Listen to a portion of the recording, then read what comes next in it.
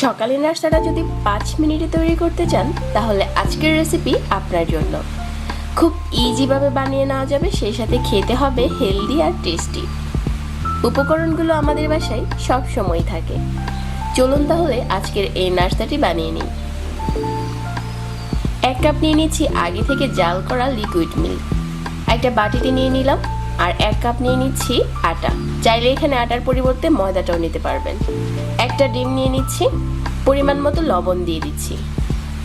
এখন খুব ভালো করে মিশিয়ে নিচ্ছি, তবে এখানে যদি একটু পানির দরকার হয় তাহলে দিয়ে দিতে পারেন। তো আমার এখানে একটা স্মুথ গোলা তৈরি হয়ে গেছে, আর এটা কিন্তু খুব বেশি পাতলা হবে না, একটু ঘন করেই গুলতে হবে। আর এখানে 2টো ডিম ভেঙে নিয়েছি আগে থেকে। দিয়ে দিচ্ছি টমেটো কুচি, কাঁচামরিচ কুচি, ধনেপাতা কুচি, আর পরিমাণ মতো লবণ, আর সেই সাথে 1 চা চামচ টেস্টি মশলা। এখন সবগুলো মিশ্রণ একই সাথে মিশিয়ে নিচ্ছি। যখন মেশানো হয়ে যাবে চুলায় একটা প্যান বসিয়ে 1 চা চামচ তেল দিয়ে আগে থেকে টিস্যু দিয়ে মুছে নিয়েছি। তারপর চামচ দিয়ে দিচ্ছি, আর আমি এখানে প্রতিটা রুটির জন্য 2 চামচ করে গুলা ব্যবহার করছি। আর ঢাকনা দিয়ে ঢেকে দিচ্ছি 1 থেকে 1.5 মিনিটের জন্য। এই সময় কিন্তু চুলার আঁচটাকে একদমই কম রাখতে হবে। যে ডিমটা আমি আগে থেকে মিশিয়ে রেখেছিলাম ওইখান থেকে চামচ দিয়ে উপরে দিয়ে দিচ্ছি, আর ঢাকনা দিয়ে আবারও ঢেকে দিচ্ছি 1 মিনিটের জন্য।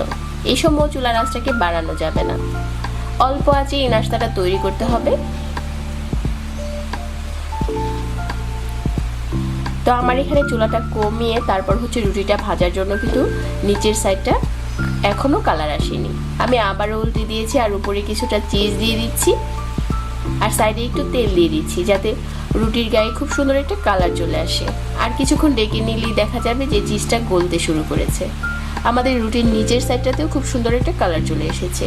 ওই পর্যায়ে চুলা থেকে নামিয়ে নিতে হবে। আর এই রুটিটা গরম থাকা অবস্থাতেই আপনাকে রোল করে নিতে হবে, তাহলে চিজের সাথে খুব সুন্দর করে লেগে যাবে। আমি হাতে একটু টিস্যু লাগিয়ে তারপর মুড়িয়ে নিচ্ছি। আজকে সবগুলো রুটি আমি এভাবে তৈরি করে নেব। আর এই নাস্তাটা ঠান্ডা হওয়ার পরে অনেকটা সময় ধরে সফট থাকে, কারণ আমরা গোলাতে ডিম ব্যবহার করেছিলাম। তারপর কেটে নিতে হবে মাঝখান থেকে।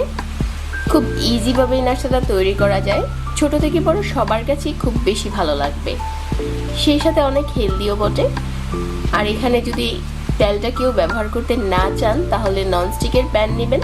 আপনার এই নাস্তাটা তৈরি করতে কোনো রকম অয়েলের দরকার হবে না। খুব ইজিভাবে একটা নাস্তা আজকে আপনাদের সাথে শেয়ার করেছি, আশা করছি সবার ভালো লেগেছে। সবাইকে আবারও ধন্যবাদ জানিয়ে আজকে এখানেই বিদায় নিচ্ছি। আল্লাহ হাফিজ।